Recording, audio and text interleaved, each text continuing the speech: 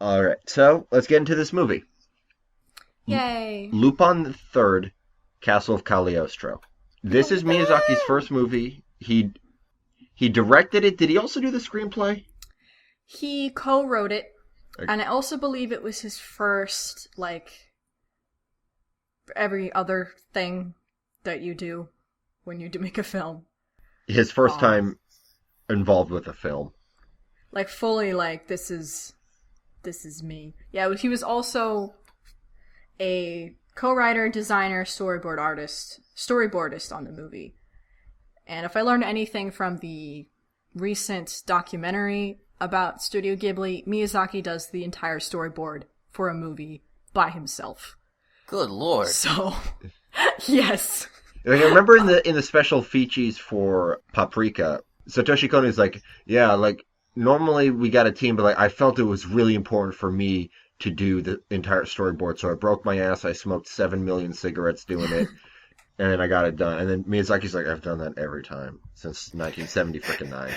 Yeah. The production for the film began in May of 1979 with the writing of the story and storyboarding for the film. He began drawing a bird's eye view of the setting before creating the story. The first draft scenario was returned to Miyazaki without change, so he began the storyboards. The story was divided into 4 parts. 4 acts, Miyazaki, fuck you. Breaking this shit down, building it back up my way. Animation work began in July. While the storyboards were only a quarter complete, Miyazaki had to complete them during the animation production. Production wrapped up at the end of November. Still 1979, same year. This is fucking bananas. And the film premiered on December 15th, 1979. With a short 7.5 months of the production. And only 5 months of production. Like actual... Production for TV animation takes longer than that. Yes. What the hell? Yeah, apparently Miyazaki has a habit of starting the storyboard and not finishing it before they have to start animating the film, because when I watched that documentary about The Wind Rises, it was the same thing. He was still doing the storyboard when they were already, doing the production part of the film. There were scenes that were, completed, ready to ship. Yeah. Full colors, the sound was synced and everything. Wow. Yeah. I'll get around to it eventually, Miyazaki. No, but it's because he's the only one doing the storyboard, and his storyboards are not sketchy. They're very detailed. They're fully rendered. And he's rendered. writing the story as he's sketching them. And he's doing all the aerial shots and, all that shit by himself. Designing all the Every characters that aren't, the recurring characters to this franchise. Well, he had to redesign them in his own style, in a way. Yeah. And how old was he at the time? 79. Oh, I thought you said he was 79 years old. No. That's just believable because he's vampire. very old. No. Okay, if he was born in 41 and he did the film in 79. He would have been 38. Yeah. Yes, he was a grown-ass man. So, yo, it's never too late to get in to this industry. No, and that was his first feature film. He had worked in this franchise before.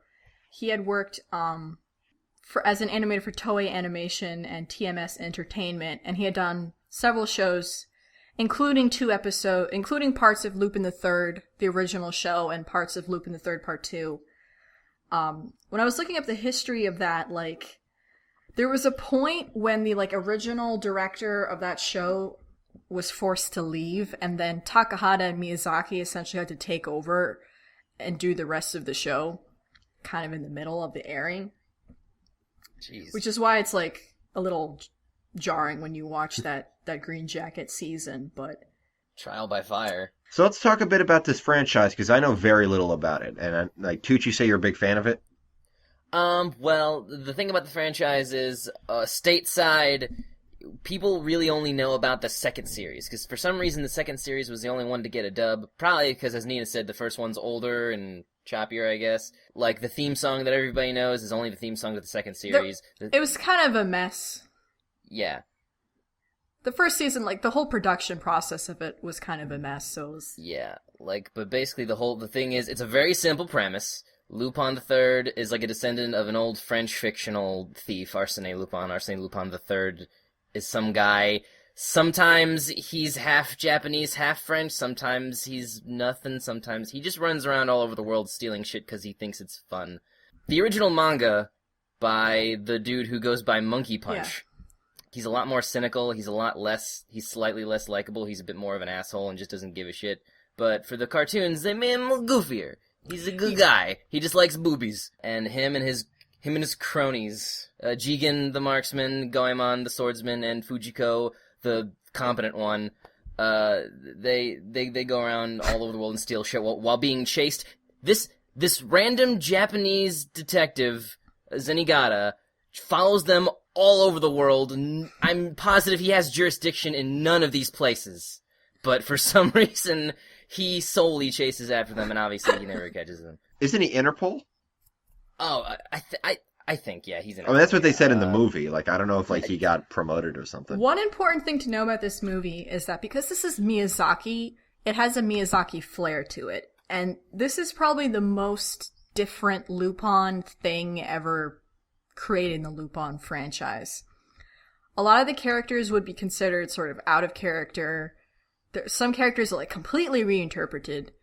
And we'll get into that as we sort of talk about the movie more. But, like, this is very much Miyazaki's interpretation of this franchise. For the most part, it works as a Lupin the most, thing. Like, I don't know.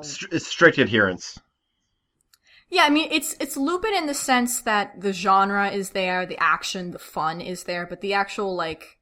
Because Lupin is known for being a little bit more risque, kind of, and a little bit, you know, whereas this is not at all. But yeah, like Tuch was saying, he's based on the fictional character Arsène Lupin by Maurice Leblanc. What I like is that Maurice Leblanc wrote a story in which Arsène Lupin outsmarted Sherlock Holmes. Yeah.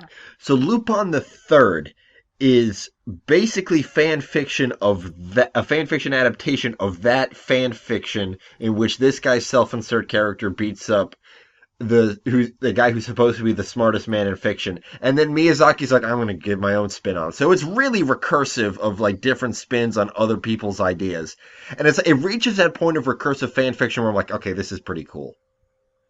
Yeah, I mean, Lupin is one of those franchises that it's been around for so long, and so many people have had so many interpretations of these characters. There's so many different versions of them. It's so many different movies.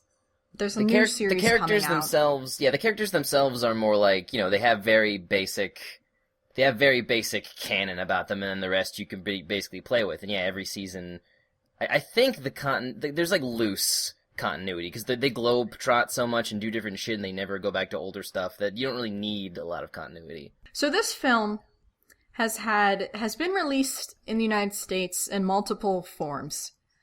When it was first released in Japan, it did very poorly, because it didn't feel like a Lupin movie for a lot of people, and then the people who would like it weren't interested in it because they had no investment in the franchise. So it didn't do very well in Japan initially.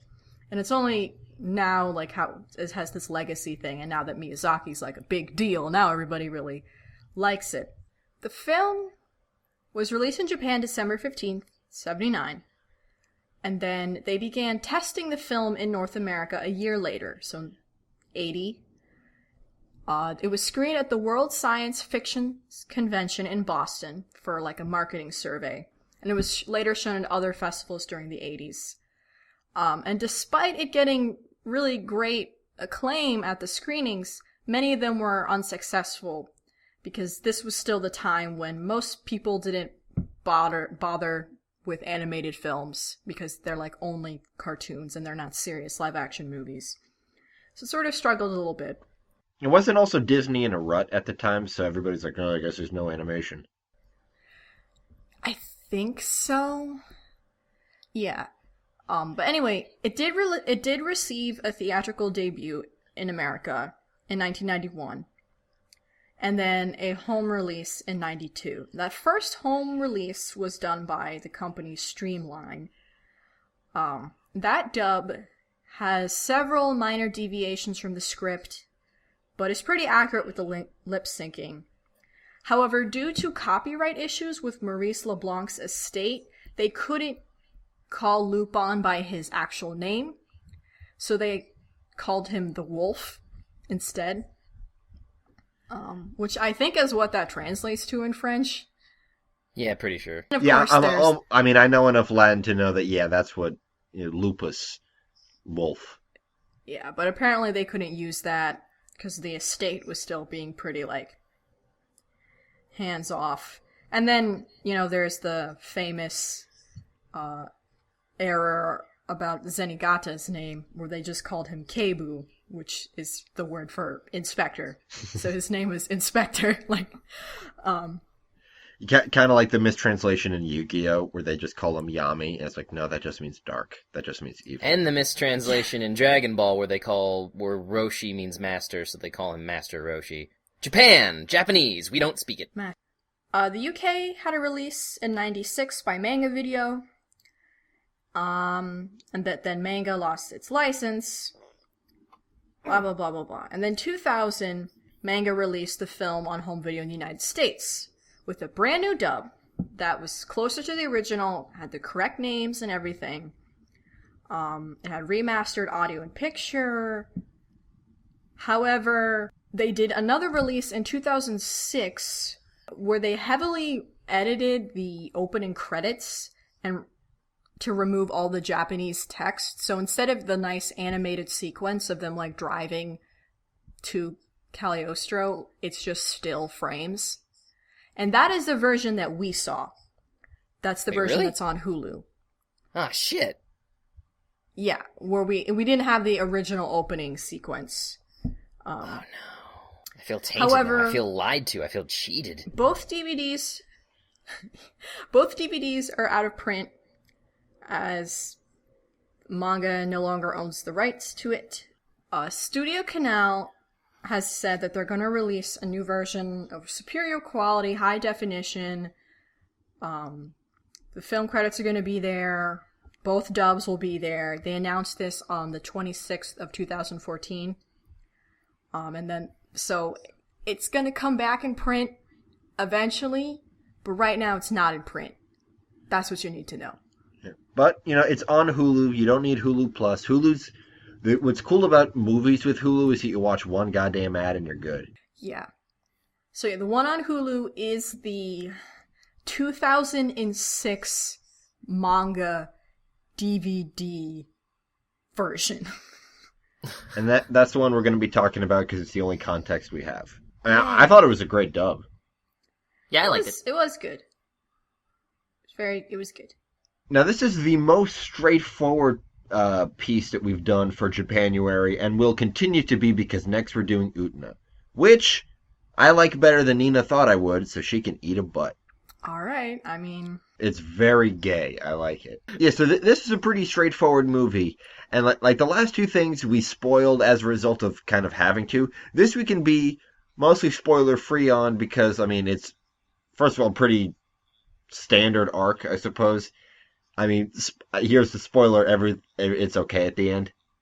Everybody gets that all right. What is most interesting is seeing where it is, like our thing is in the landscape, because this is the introduction of one of the most legendary talents in all of animation, not just in Japan, but worldwide in all of the history of animation. Hayao Miyazaki is incomparable, and this is his first movie, and I think it'll be interesting to compare it to his other films. Yeah, he definitely leaves his stamp on the production. I mean, he has there's a little flying scene. Yeah. He's got the cool lady who knows what's up, but it is pretty different from his other movies because he is adapting a different source. This is his only film that he didn't have total complete free reign to do whatever he want, in the sense that his other films are adaptations in a way, but he was just like, I'm just gonna do whatever to it that I want with the adaptation. Yeah, because he didn't have to adhere to any kind of like franchise Bible or anything like that. No. And like you said, this is a huge deviation from other Lupin stuff, and it's also a pretty big deviation from Miyazaki stuff. So it's in this interesting Venn diagram of kind of standing on its own, being comparable to these other two things, but definitely being an odd one out. Visually, it's very different. The character design, because against Miyazaki, he modified them from their originals, but it doesn't look like, if you know him from his other movies, it doesn't look like him. They look like Lupin character. The way he does the feet and the hands and the facial expressions, those aren't Miyazaki. No, not at all. Except for like the women. Yeah, I was gonna say, it's like as soon as a woman shows up, it's like, okay, there's Miyazaki. Yeah. I mean, Tezuka was the same way. Tezuka was worse. Tezuka is the most prolific single human in all of sequential art, and he drew one woman. And I assume a lot of this has to do with budget and the technology that existed at the time, because this is an old-ass movie. But it also doesn't have, it's not as super beautiful as all his other movies. Like, it is a very nice-looking movie. Yeah. But it's not as, you don't have any scenes that are like as jaw-dropping as what you would see in like a Howl or a Spirited Away or even a Mononoke. Yeah. Well, I mean, remember, 7-month turnaround? Yeah. I mean, considering that new piece of information, it's gorgeous. It's the best. Yeah, I mean, I thought like there was a lot of key scenes that were really visually good. Like for some reason this movie had a real kick about like people jumping in sequence, like in the very beginning, and then when he's scaling the castle, it was like those really well done. Like yeah, I mean, there was some great stuff in there, and like there are very influential scenes in this movie. I mean, the car chase, the clock tower battle, him jumping on the roof. There was one part like that struck me as super Miyazaki, like this incredible attention to detail when they take off on the gyrocopter and like the smoke goes through the propeller. Oh yeah. It's like a 2-second shot, and it's very Miyazaki because it's details that people wouldn't think about, and he makes them. Yeah, like there's a lot of those details, like when the characters are just sort of like sitting and talking and hanging out. They do like these very detailed, specific gestures, or like when they're eating or whatever. Oh yeah, like when they're fighting over the Paschetti. Oh yeah, that was great. I really wanted the Paschetti. But food, Miyazaki food. Yeah, that was another stamp. Just the castle itself just screamed freaking Miyazaki and Ghibli. Yeah, because he's always had a fascination with European like architecture and culture. I guess someone has to. Fuck you, Europe. No, but like the castle is super duper cool. It's a cool castle. It's a very cool castle. This clock tower, and there's that climax in the clock tower, and the whole time I'm watching this, I'm like, this is Great Mouse Detective. Yeah. This is the climax to Great Mouse Detective. Well, fun fact. I was going to ask about this. Yeah. The directors of Great Mouse Detective, John Musker and Ron Clements, has said that their climactic scene in the Big Ben they were inspired by this movie. What? That makes a lot of sense. A lot of people were inspired by John Lasseter, of course. Of course. A schmuck. An episode of Batman the Animated Series, The Clock King, was inspired by that scene. Gary Truesdale, who co-directed Atlantis, said that the end of the movie where the waters recede from the city was inspired by Cagliostro. Even one of the sequence directors of the Simpsons movie mentioned Cagliostro as an influence. For when the brief shot where Bart rolls down the roof of the family house was inspired by Lupin running down the castle roof. No. I never thought something would make me want to watch the Simpsons movie again after I'd already seen it once. Yeah, so, I mean, it's a very influential film in a lot of ways. Yeah, that's all pretty cool stuff, and like, I mean, yeah, didn't that one rando die the same way that Ratigan died? Yeah, I think so. Yeah. Yeah, because when you're watching this movie, you're kind of like, I feel like I've seen a lot of this stuff before, and you have to realize this movie was made in '79, and it probably predated a lot of the stuff that you're thinking about. Yeah. Like, even like freaking one of the episode one that we did earlier this month on Fooly Cooly, there was that big giant shout out to Lupin the Third and specifically Castle of Cagliostro. You know, it just continues to be relevant in its own weird way.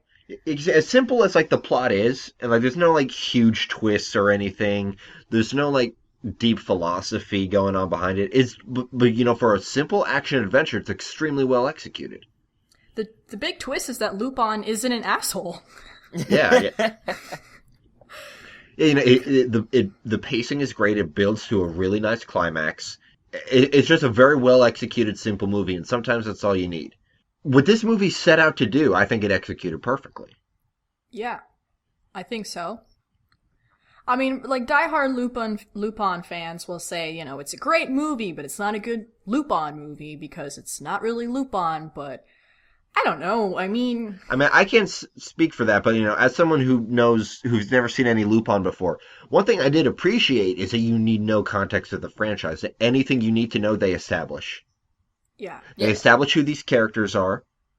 Well, honestly, More it's or a less. little jarring going from this movie to any other Lupin thing, because a lot of these relationships aren't exactly the same. Like, Goemon, he's not, like, Lupin's friend? Aren't they, like, kind of enemies in this series? Honestly, as much as I love the franchise, I only saw the one series, and it's been years. It's one of those things that I've been dying to get back into. And funnily enough, Hulu does have the older series subtitled, so I want to watch that. Because the second series opens with them not having been working together for years and years. It's like a time skip, and so like it's just sort of like I led that to assume that like. Does it start with them getting the gang back together for one last job or something? Yeah, I think that's what Lupin, like, Lupin tricks, Lupin somehow, like, gets them all on, like, a cruise or whatever, but then, like, the cruise is, like, one of their older enemies that I had no context for. It was like watching Dragon Ball Z. Like, you had no idea what was happening, but you didn't care because it was entertaining. Like, originally Jigen and Goemon were kind of serious and cold. They, like, especially Jigen, in this movie, he's really friendly. He's, like, cracking jokes. He's a lot of fun. In the show, he's, like, this dead serious guy who doesn't talk very much. You know, hence why you never see his eyes or anything. But probably the most dramatic change was Fujiko. Yeah. In the original Everything Else, Fujiko is this crazy, erotic femme fatale, just dripping with sexuality constantly. She's always betraying them. She's always using her sexuality to, like sort of as a weapon.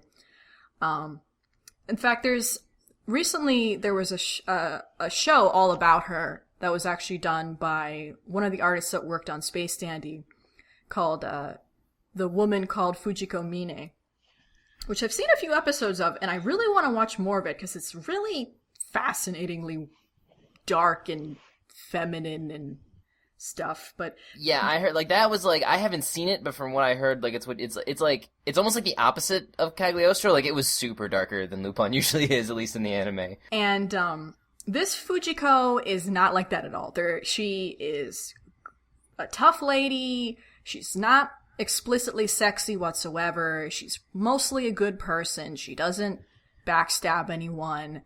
She's totally capable, really smart, on her toes. Completely different character. Completely. But really likable. Miyazaki doesn't do sex. He doesn't do sexual things. It's just not his thing. He thinks it's degrading for women. He doesn't like that stuff. Weird! Yeah, I agree with him, and it's just his aesthetic is too. There are exceptions, but he primarily makes children's movies. Mm-hmm. Like Mononoke gets pretty violent for kids, and there may have been like some other ones he's made that I haven't seen that aren't really for kids. But like, you know, he makes movies through a youthful lens. He makes movies through a pretty innocent lens. Or if they are mature, they're actually mature, not violent, sex, guns, mature. Not Frank Miller mature. Yeah. They're like actual ideas and concepts. Like goddamn adults mature. Yeah. Yeah, sex just isn't a thing. It doesn't play into any of his movies, at least not the ones that I've seen. It's just not his style, which is fine. And he has he has a style for his kinds of heroes too. Like Lupin himself was sort of changed to fit what Miyazaki likes in his hero characters. There's no apathy, there's no cynicism. And Lupin in this movie is very happy-go-lucky. He's upbeat. He lives and drives out of a Fiat 500, which I believe was the car of somebody working on the film at the time. I love that wonderful piece of shit car. Oh, how many times I've said that about my car. Yeah, it was driven by the chief animator, Yasuo Otsuka, and then Clarissa's car, the Citroen CV, was Miyazaki's car at the time. What? Human beings drove that on roads? What? It was like so tiny and weird and dumb. In the 79. I guess, It's yeah, in 79 Japan, too. in Japan. You don't want a big-ass car. Yeah, because Japan was not like big in automotives yet. Driving a Fiat is quite a contrast to Lupin in the original series, who's the scheming, lecherous guy who drives like Mercedes-Benzes because it was Hitler's favorite quote. Yeah. Whoa. Quote. Yeah, Yeah, again, like, that's Miyazaki's style. He very again, different like I from said, most a youthful lens, a very positive lens. He doesn't do that kind of cynicism. Even his villains aren't like that generally. I mean, this guy's kind of standard. He's kind of token. His motivations are simple. It's not like he's like trying to blow up the world or anything. But he's just a bastard. Really big Yeah, hands. he is. He's a bastard. Yeah. And actually, Whereas, there are like- a lot of Miyazaki movies that like don't have villains. Like Ponyo and Totoro don't have villains. No. They're just not that kind of movie. They're not constructed that way. No. And frankly, I think Arrietty, which wasn't really him, suffered due to the fact that they felt the need to put in a villain. Yeah, she had no motivation. I just think that whole movie... She was a step below Gargamel. That movie didn't have any point. Yeah, I mean, little people, it's the same thing. It's basically Gargamel. That's all you need. At least Gargamel wanted to do something with them. She just didn't like them. What did Gargamel want to do? Did he want to like juice It them changed. and drink them or something? Sometimes he wanted to eat them. Sometimes he wanted to make them into gold. Alchemy shit. But she just was like, "There's little people in these houses. I'm gonna put them in a goddamn jar and I don't know, shake them up and laugh at them." I'm old. I put things in jars. Winter's coming. I need to make some preserves out of these tiny humans. So, want to talk about the characters kind of briefly? It's like one thing you mentioned, Tooch, early on is that Fujiko is like the only competent one, and like in this movie, that's not the case. Well, no, like I was just kind of making a joke. They all have their skill sets, but Fujiko, like in this movie, she's wants sometimes to work alone, so she has multiple skill sets, like a foil to Lupin, which is why he's always got a boner for her. Meanwhile, Goemon is just a swordsman, Jigen's only a marksman, and then, yeah, but she's like, I think she's also like a master of disguise, as was evident in this movie. She's a master of disguise too. To give Jigen some credit, he was a pretty good wheelman too. Oh, yeah. Yeah. He was a lot of fun in this movie. I like Jigen. And I love how he just upgraded to an anti-tank assault rifle. He was like, regular gun don't work? Alright, let's This go to is the biggest one that is. No fucking around. I'd get an orbital laser if I could find one. I'd get an orbital laser if it wasn't 1979. If Jigen was Frieza, just immediately to his final form. And he's just shooting guys with a tank gun. Yeah, and somehow no one dies. They had really good armor. Yeah, and Goemon was doing his whole, I guess, Kenshin thing. It's like, I don't cut up somebody. I don't kill without reason. I mean, he doesn't have much of a character in this movie. He's just sort of a fun... Because, he's part of the franchise, so he has to be there. Yeah. So he's just sort of there for the fun of it. But I like how, whenever he appeared, that was, the really stereotypical, samurai music would play in the background. And I'm like, if people didn't know this was made in Japan, they would say it was racist. Who were the actors in this movie? Was the version we saw the one with David Hayter Yes. working under a pseudonym because anime? Yeah. It was David Hayter as Lupin. Wait, I mean, I only know him as Snake, so that was pretty surprising. I mean, I'm sure the guy's done plenty of other stuff. I only know him as Snake. Yeah.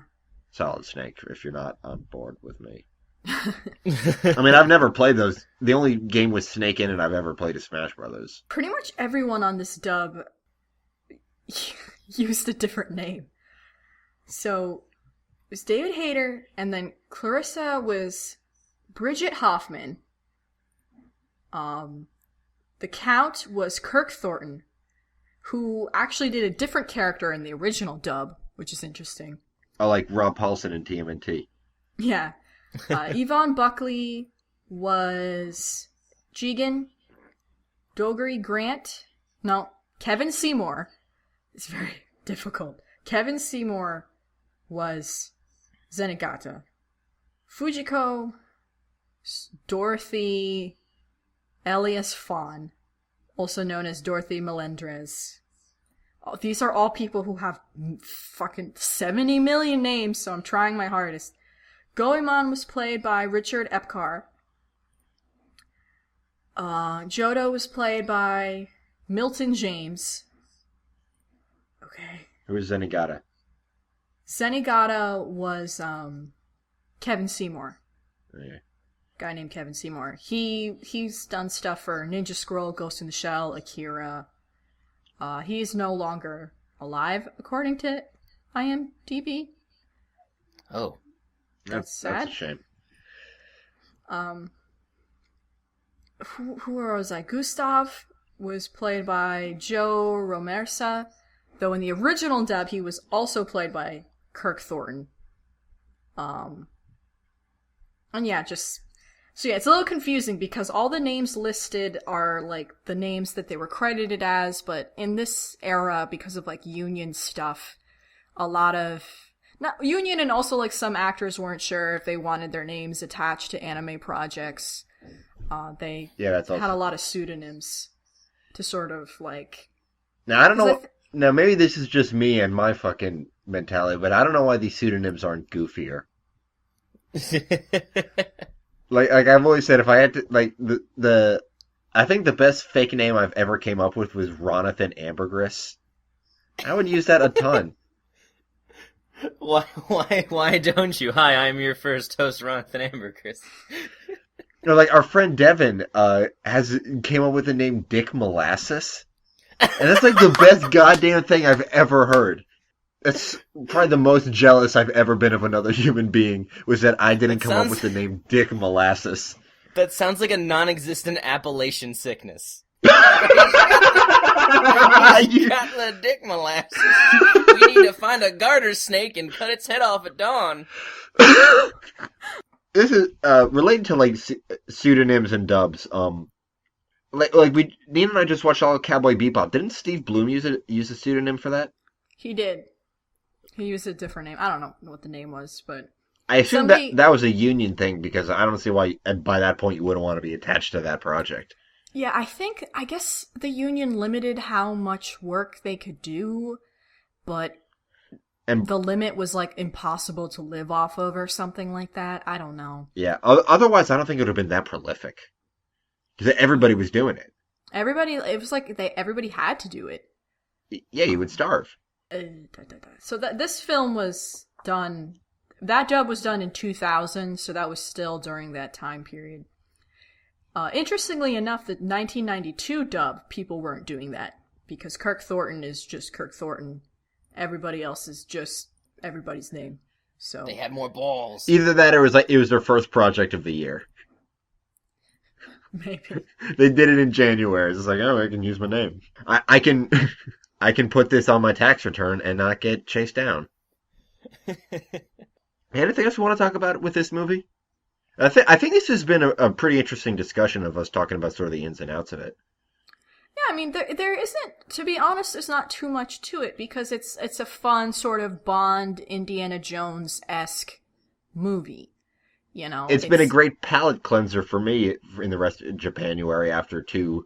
I mean, I didn't need a palate cleanser after Baccano, but I frankly still needed a palate cleanser after Fooly Cooly. And I watched that like a month ago. Yeah.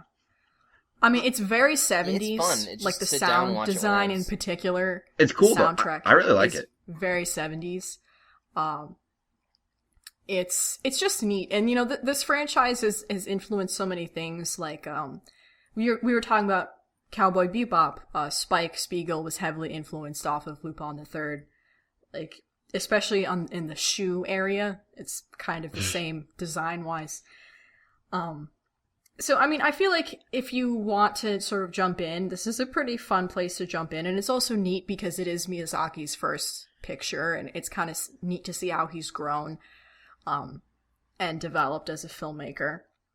And some of those scenes are really creative. The clock tower scene is really fun and neat, and the castle is just a fun place. It has all these trap doors, and the roofs are crazy, and he's just jumping around, and it's just a lot of fun. Yeah, it becomes Assassin's Creed for a bit. It's pretty cool. Yeah, he just climbs up vertical buildings. It's like, oh, I'm grabbing onto this wall, and it's like, there's nothing to grab onto. He swims. He does like that swim through the air thing, like during a very climactic moment. And I have to be like, oh, okay. Yeah. Like he had to get there somehow. I've heard some people criticize the comedy of this film, saying it doesn't always hit all the way because it's a lot of sort of physical comedy. I thought it was funny. I don't know. I thought it was funny too. I thought the dialogue was it wasn't like super laugh out loud funny, but you know there were some good subtle goofs up in there. Yeah.